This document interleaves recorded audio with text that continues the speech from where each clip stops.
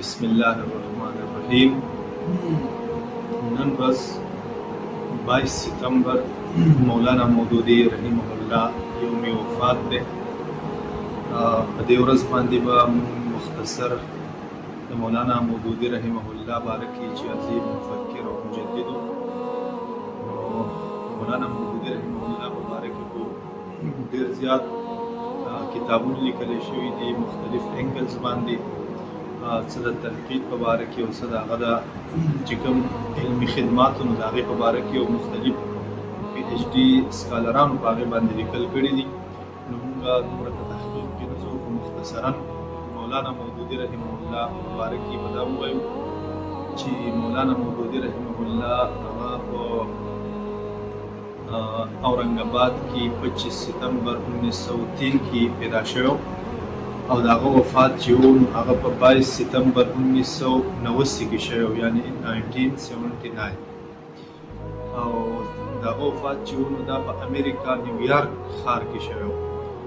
بیا د مولانا مودودي رحمه الله جسد خاکی هغه په هجرا لاهور کې د هغه تدفین وشو. یوسف القرضاوي په قذافي سټیډیم کې د هغه نماز جنازه ادا کړه. مولانا مودودي رحمه الله مختلف دغه هلې ځلې دي او دغه د دین لپاره مختلف خدمات دي، خو د هغې د ټول نه ډېر غټ خدمت چې هغه کم کړی دی او عظیمه کارنامه چې ده نو هغه تحریک اسلامي جماعت اسلامي 1941 کې د هغې په وجود کې راوستله او د هغې مقصد هم دا و چې د الله رب العالمین دا بندګي دا مونږه د خلکو باندې داسې یو نظام راولو چې د الله رب العالمین بندګي دا موږ قایم کړو. یو بندګي ادا کول دي د الله رب العالمین بندګي پرسنلی، لیکن هغې داسې کوشش وکړو چې موږ داسې جدوجهد وکړو، داسې کوشش وکړو چې د الله رب العالمین د بندګۍ دا کوم نظام دی دا په دې دنیا کې قایم او دایم شي. ځکه الله رب العالمین هم په قرآن کې د دې تصریح کړې ده چې ما تاسو خپل د بندګۍ لپاره پیدا کړي. نو د هغو مقصد دا و چې موږ د الله رب العالمین د اسلام دا په دنیا کې موږ حاکم وګرځو، غالب وګرځو، مغلوب نه. بیا د هغه چې کوم فکري کارنامې وې نو په هغې کې دا و چې اسلام چې دی نو دا یو مذهب نه دی لکه څنګه چې نور مذهبونه دي، خلک په هغې کې خپل عبادت کوي وغیره وغیره، بلکې دا پوره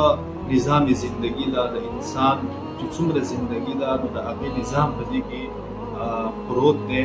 او انسان چې کوم د هغه اقوال دي، افعال دي، معاملات دي، عبادات دي وغیره سب کچھ دا په اسلام کې دننه دي.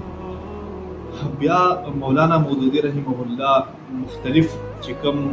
باطل نظریات او افکار او کاغه سوشلیزم او کاغه نشنلیزم او کاغه کمیونیزم او کاغه رنګي جمود او ملکیت او دغه رنګي چې کوم د مغربي اندي تقلید د دې په خلاف باندې مولانا مودودي رحمه الله ډېر زیات کار وکړو، ځکه چې سیکولریزم چې و نو لادینیت دا خلک راپاڅېد او د اسلام خلاف دیو پروپیګنډې شروع کړې. دغه رنګي په هغه دور کې په بر صغیر کې اسلام چې و نو دا یو قسم نشنلیزم ته ورغلی و، لکه څنګه چې نن سبا دی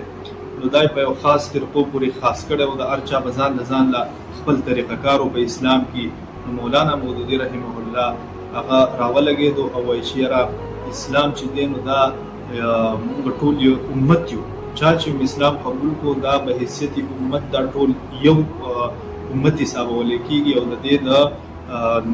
د قوم سره دغه رنګي د نسل سره هیڅ تعلق نشته دی. دغه رنګي چې کوم باطل فرقې دي لکه قادیانیت شو یا داسې نور کوم فتنې به راوچتېدې، منکرین حدیث وغیره، نو د هغې په خلاف باندې هغه باقاعده کتابونه ولیکل. دغه شانتې د یهودیت باندې هغه کتاب ولیکو، عیسایت باندې ولیکو، خو لیکن د ټولو نه دغه چې عظیمه کومه کارنامه ده نو هغه دا ده چې د مسلمانانو په خلاف باندې هغه چېرته هم کتاب نه دی لیکلی او نه یې هغه داسې په فرقو کې منتشر کړي دي او نه یې داسې د مسلمانانو په منځ کې داسې یو اقدام اوچت کړی دی چې هغه د انتشار سبب وګرځي. د دې وجې نه د هغه چې کوم صبر او کومې قربانۍ وې نو په هغې کې به زه یو دا یاد کړم چې د هغه چې کوم لور ده سید حمیرا مودودي د هغه یو کتاب دی شجرهای سایه‌دار. په هغه کې هغه لیکي چې زما والد صاحب چې و نو وایي دا یو ځل زما خور رابعه دا کچ و دی د لاس نه نیولي و په کوم د لاهور چې کوم انارکلي بازار دی نو وایي په دې کې ګرځوله. وایي یو احتجاج و په دغه احتجاج کې په مولانا مودودي رحمه الله پسې خلکو کنځل ردي بدي دا کول او مولانا مودودي رحمه الله خاموش په خپل لار باندې روانو. وایي چې کله واپس رالو داسې د ماسخوتن ټیم شو وایي موږ داسې ناستو ټول او وایي زما د کچې خور زما د پلار ته وویله چې دا مودودي خو ته نه یې بابا جان. نو هغه وایي چې مودودي خو زه یم. نو وایي چې دا خلک دومره خبرې او دومره رد بد ستا خلاف ویل او تا ورته هېڅ هم ونه ویله. نو هغه ورته جواب کې وایي چې بچې د الله په لار کې او د دین په لار کې دا کنځل دا ردي بدي دا زموږ لپاره د فخر سبب دی ځکه چې د دین په لار کې موږ ته څومره تکلیفونه میلاویږي دا زموږ د کامیابۍ علامت دی. د دې وجې نه د هغه په صبر باندې مختلف خلکو خبرې هم کړي دي او که موږ هم د هغه د صبر په باره کې ووایو نو د ټول عظیمه چې د هغه کوم کارنامه ده او د هغه عظیم صبر دی نو هغه چې کوم د آئین پاکستان دپاره د هغه کوم جدوجهد او کوم هلې ځلې وې چې د قادیانیت په خلاف باندې هغه تحریک وچلاو او دغه رنګي د هغو په خلاف باندې کتاب هم ولیکو چې د هغې په وجه باندې هغه ته سزای موت واورولی شو او بیا هم هغه دغه سزای موت چې و نو هغه قبول کو په خوشحالۍ باندې. بالاخر داسې اسباب را پیدا شو چې په هغې په وجه باندې مولانا مودودي رحمه الله د سزا نه هغه بچ شو.